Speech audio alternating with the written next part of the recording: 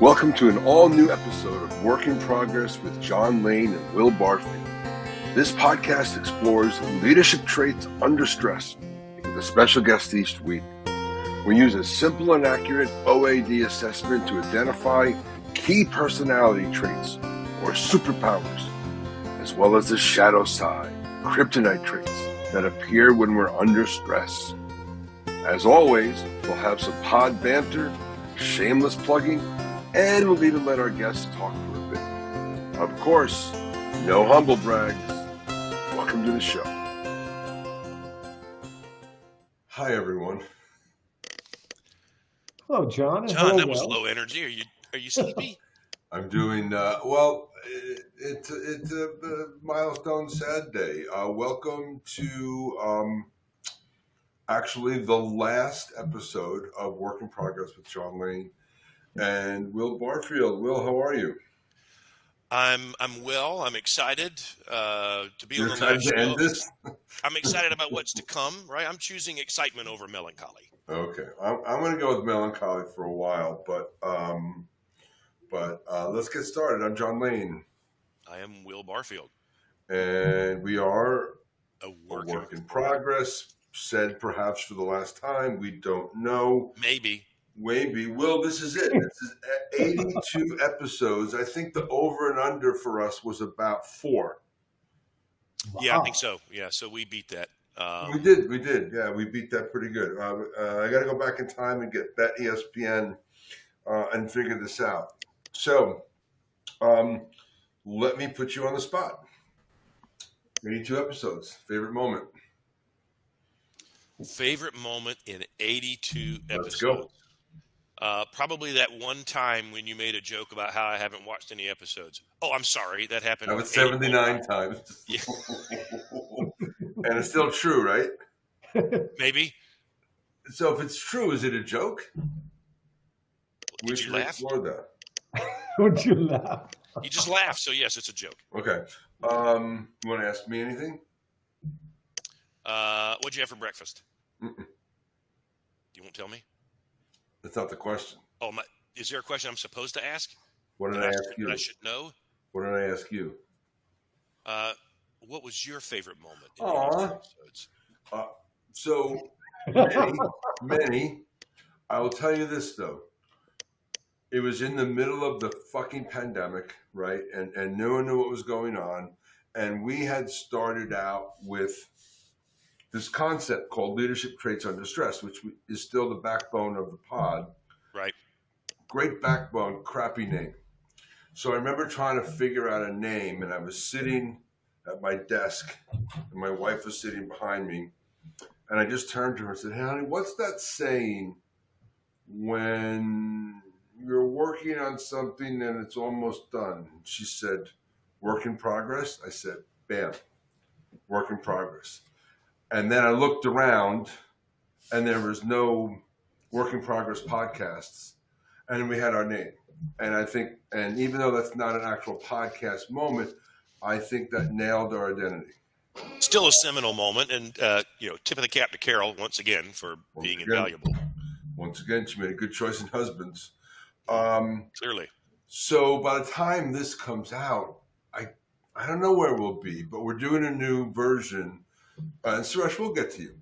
The new version is currently called, and will probably stay called, Work in Progress, the Next Challenge. And the idea is, instead of having a ramshackle bunch of randoms come on, no offense. No harm intended. We're going to. Hey, John, why don't you insult your guests? No idea. I'm going to cry. We're going to still use the assessment, and we'll go through that. But then our guest is going to be some sort of specific business leader, and we're going to probe him or her on what is the next big challenge for their business or company that they're doing. And they'll tell us about that. And then we're going to interview them based on their traits and show them how their traits might help them get to this next challenge, but also how their traits might hold them back and see what they can do with that. And then we're going to give them 5 minutes to do a product demo. And that'll be the show. So we'll see how it shapes up, but that's what we're going to do. I'm out of banter. Shall we proceed? It was really just you bantering with yourself mostly. Yeah. Shall we proceed? I think so. We should actually recognize our special guest, super special. Thank you. Our special guest. And Will, how do we know our guest is special? Because I read it on the slide. What do we know about slides? Slides don't lie. Even when they're wrong. Exactly. If it's on the slide, it's too late. Gotta be true. Suresh, welcome. How are you, sir? Doing great. Thank you. I'm glad to do this podcast. Why don't you take a minute to tell our guests a little bit about yourself? Sure. Hi, everyone. My name is Suresh Bhagchandani. I live actually in Raleigh side of the town. I went to undergraduate at Carolina, as Will would probably be Go Heels. That's right. And I work at Sharefile. That's actually my full-time job. The company has actually kind of moved into different names and everything. So now my new name of the company is Sharefile, Progress, which is part of Sharefile, which is part of Progress, whichever way you want to call it. Not in that, I'm actually an entrepreneur as well too. On after my 5 o'clock when the job ends, so I actually run a small business which is called Exec Socks, which is a sock subscription company, and as well I am very much into like real estate and as well investment side of it. So I firmly believe in financial freedom, and not in that, I firmly believe in like I've been actually in sales for Sharefile for the longest time. So one of my biggest passion is to actually coach, mentor, and as well lead the team. So not even just kind of like turning that C player into a B to an A. That's actually my goal. That's what I like to do day in, day out. I like to actually coach and make sure I challenge them to things so they can improve and be a better person. And probably they move on or stay with Sharefile or any other company they work for, they're doing lots and lots of good things. So that's what I would say about myself. Very nice. I'm a dad. Actually, I have a 5-year-old. You're a dad, yeah. And you're a social media maven, at least the bits that I see. Thank you. Yeah, Will and I can grok with everything that you said, except to be a better person bit. So we'll leave that to you. So thank you for throwing that in the mix. Maybe you'll elevate us. Yeah, we're pretty much baked as is. So you're not going to see a lot of self-improvement coming from us. Yeah. All right. Well, welcome. So let's dig in. So we use the OAD assessment. We're looking for traits so that we can do your leadership traits under stress. Will's going to tell us a little bit about OAD. So John and I selected this assessment after looking at several. We're licensed distributors of the tool here in North Carolina. We believe in it wholeheartedly. It's highly accurate and extremely easy to administer. Suresh, you've taken more than your fair share of assessments. This is probably the simplest and fastest one that you've engaged with. Yes. 100%. So that was a factor for us. The speed of it really helps with eliminating social desirability distortions, because you're not picking A, B, C, D, E. You're not having greater than, less than, or having to rank and stack things. You're not thinking about what the test is trying to get out of you. You're just picking adjectives. Yes. And it's built to the standards of leading international psychology institutions and rating agencies. Those logos are across the bottom. What that means is it's been vetted and tested and scientifically validated, so you can trust the data. That makes us feel good about the results, and we've always been pretty darn pleased with the speed and accuracy combo of how quickly you can complete it and how accurate the results are. John, that's a good segue to the next slide. That is gorgeous. What do you think about the logos? I think that they are lovely. Thank you. They're awesome. Beautiful. All right. So high res. So let's get into this. So whenever we introduce OAD, we always start with the leadership style matrix. This gives us a high level view just to get people a sense of what's what. So I covered this up a little bit, but we have generalists and we have specialists. We think of that as substance, who the person is. We have socially oriented and technically oriented. That's kind of the communication style. I am a socially oriented generalist. I'm in the builder quadrant, and I'm what's called a negotiator. Will? I'm an architect, which means I'm a technically oriented journalist, and I am a developer, and I'm thrilled to have another architect on the show. We don't have them very often, but this is 2 back-to-back, 81 and 82. We finished with with architects. Finishing on a high, developers, and of course, it goes without saying that Suresh is a developer too. Are you an independent journalist? I forget. We'll know in the slide. He's independent journalist. Yeah. All right. Good. All right. Ooh, so Suresh, Will has a secret question to ask you. I do. Sure. Suresh, how does it feel to be reduced to a 2-dimensional table? Actually, it makes more sense, honestly, Because a lot of times I've seen like these long 15-page graphs or like more like 2-page graph. You're like, where exactly do I land? So just like pretty straightforward, like one shot. Yeah. That's what we think. All right, let's break this down. So everyone's assessment comes out in this graph. Now, Will, if we go ahead and do our new pod, where we'll use OAD, the new layout and design should be present. Yeah. So, yep. I don't think we're ever going to see a slide like this before. So fill your eyes with it because it's probably not coming back.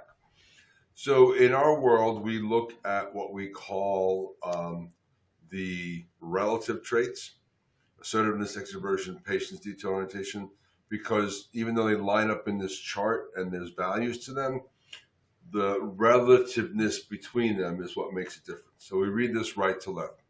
Suresh's most dominant trait is his P for patience. Now we look at P against A. When the P is to the right of A, that's somebody who's patient, calm, maybe doesn't love change too much, but we heard you talking about mentoring, that kind of stuff. It's hard to be a mentor when you're all agity and impatient. So I think it kind of makes sense that you do that. Your next most dominant trait is your assertiveness, followed by your detail orientation, and then your extroversion. When you see that E to the left like that, it's a sign of somebody who is what we call technically oriented, which means that they're more analytical, slightly skeptical perhaps when they learn new information, and they want to get to the new knowledge themselves. They don't want to be persuaded. So that's you. And now we are going to go and look at some of your superpowers and kryptonite based on what we just saw. So Will, why don't you and Suresh have a little chat about that? Yeah, so Suresh, these results here, these superpowers are generated because of the selections that you made and where you've landed on the quadrant. So they are customized to you as you look at those. Which of these first 3 here in the strengths or superpowers category seems to you to be the most accurate, or maybe you've heard most frequently from people you work with, or maybe those that report to you, or family? Which one of those stands out? Well, I would say all 3 are actually spot on. And something that I can relate recently that happened at my work is the first one, where people were just talking about like, hey, I have anxiety and everything else. And then it was just like a very casual thing during lunch. And I was just like, I don't mean to like sound rude to them, but I was like, I'm trying to ask what makes you have anxiety? Because I'm trying to understand, like, at what point of time should I be feeling that I have an anxiety attack, or I'm stressed out or whatever? Because every time, like, I've never ran into that. So I don't know, like, is there something that you guys see? And then you're like, and then that's where I quickly realized that that's not an issue. It's just like, that's how I am, normal. So it just doesn't really matter, because I just don't give too much into it. And that's the reason I don't have anxiety issues. And that's one thing I could say. The first one kind of comes right in line, because regardless of the case, like, you'll probably see me in the same face. Even if I'm upset too, you'll probably see me in the same face. Eddie. So. Yeah, Suresh and I have met several times, talked many different times about different things, and always very even keeled. Well, listen, really if meeting you in person doesn't give him anxiety, nothing's going to. Is right. kryptonite. So when we end up in stressful situations, our strengths can invert and become weaknesses, superpowers, kryptonite. Which one of these? I'm sure that you feel like they're fairly accurate to vary, but is there one of these you want to comment on? I would probably say the second one is probably where, like, if, or probably even like the first one too, I would say, because I really like to get and think ahead of it. So I try not to have, I don't like surprises. So if I have like plan and things already organized, so sometimes it does get frustrated because things change and things move, and you're leading teams. So things move, people move, their mindset change, quotas change. There are just so many things that just come your way. So sometimes I could see it could be frustrating because you're like, man, I have this thing planned. I put in some time, effort, energy into it. And I knew it for a fact, like with all the analytics numbers, that this is how my results should be. But yeah, I could say the first one. Awesome. So let's put some of this together. Like, how are you? Your company's gone through a very public change. It's been purchased once, spun out into a new company. That's a lot of change. How do you see your superpowers and kryptonites helping you through that? Multiple different ways. Number one would be is try to actually stay along with my team and as well like people around me. So it's more like a community that I have, I would say, like at Progress and as well like outside Progress. So anybody who needs something, like, you got to be like calm and patient, and you have to be open to listen to them and kind of mentor them.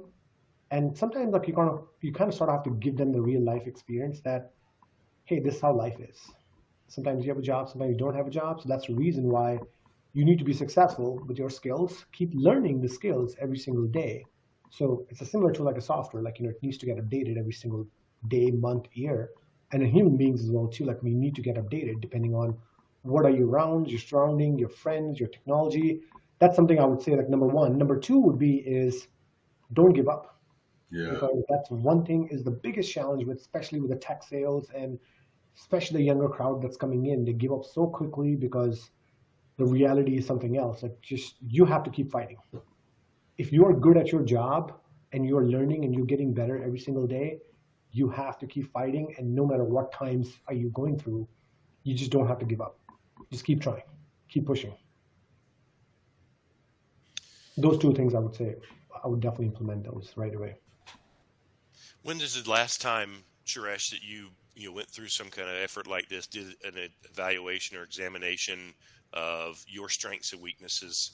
Do you find value in these kinds of exercises? And some people do this and put it on the shelf. We're hopeful with the 82 shows that we've done that we've empowered leaders like you to take these results and apply them, in all aspects of your life. So, has it been a little while since you took one? Has this been a good refresher? And do you think you can make some of these things that we just talked about actionable soon? So I've done like Strength Finder, and that was, it's been a couple of years ago, but then I'm a very sucker of these things. I love it because since I've done the Strength Finder, I really know, like, number one strength for me is like ideation. And that's what something like, I could kind of see in my actions, things that I'm doing. Yep. And this is something I will tell the people around me, like, hey, you need to know actions, or if you need to know any ideas, or you're looking for any kind of like cool ideas, like, you call me. And that's the reason, like, I kind of keep up with that. Another one that I've done is the disc profile, which is like a pretty common one, that's a graph that I was comparing to yours, because that disc profile graph is like pretty complicated, and you're like, we're not. And like, where are you? But no, I will definitely take this to my heart. I'm going to probably print it out and keep it on my desk and make sure every single actions that I'm doing, make sure they're aligned to it. If not, then at least I should try to like focus towards that. But yeah, I'm definitely going to keep up and make sure I work towards those. Yeah. Yeah. The best leaders self-reflect, and they understand where they're strong and where they're weak, and they're willing to face and discuss those things. You've worked for leaders before that weren't, and it's hard when you don't have self-recognition. Yeah, and that's where we come in, and we help the leader understand themselves, and then the whole team. Our point isn't that we're trying to be exactly perfect with the readouts. I mean, obviously accuracy is important, but we're trying to create a common experience, a common framework, and give them a common language. That's why we do our quadrant thingy, the matrix, because that makes it easier to know. If you're socially oriented and you're talking to a technically oriented person, take down the persuasion and not, right? Give them a spreadsheet with the data and the facts the day before you meet them. Meet them where they are if you need them to make a decision for you. But if you just pump them full of, fancy words and spirit, well, that's nice, but it's not going to move the ball for them. When we do training, we'll find somebody who is very technically oriented, and I'll ask the class, how do you convince Suresh or persuade Suresh to do X? And then we'll wait for people to answer. And I say, no, you don't persuade him. You give him the facts and the data, and he persuades himself. He comes to deliver for you. Yes. Yeah.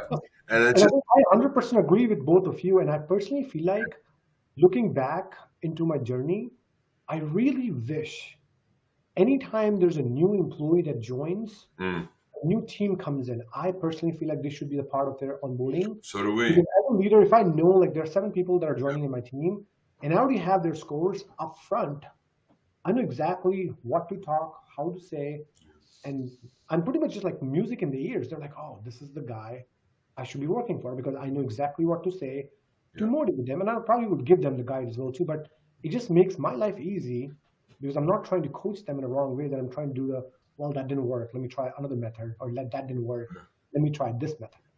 So in this case, like I already know the facts, like this person, this is how it's going to work. I'm going to focus towards that coaching. Gives everyone a common language. Yeah. And it's even better if you use the assessment in the hiring process, because then you decide what traits you're looking for, as well as job experience and everything else. And then you bring them in and you know that, and everyone on the team has gone through the assessment, and now you're just adding to the network, and it just makes it that much more powerful. So, kids. Oh, darn. I know. It's over. It's double over. So, I know. All good things come to an end. Yeah, all good things, all good things. Suresh, thank you so much. I live like a half a mile. I can see your office from my condo. So the fact that you haven't invited me over for breakfast is pretty darn insulting. I'm going to call you next week. I'm generally in the office like 2 to 3 days. He's very sensitive, Suresh. He's very sensitive. I am. And I'm John Lane. I'm Will Barfield. And we are, say it with us, a work in progress. That's right. Thank you, Suresh. Great show. Really enjoyed it, man. Love that we're wrapping up with you. Thank you so much. Pleasure. Work in Progress is a podcast presentation of Slipshod Productions. Available on LinkedIn and YouTube. Executive produced and starring John Lane and Will Barfield. Talent booking, production, and editing by John Lane. Thanks for watching. See you next week.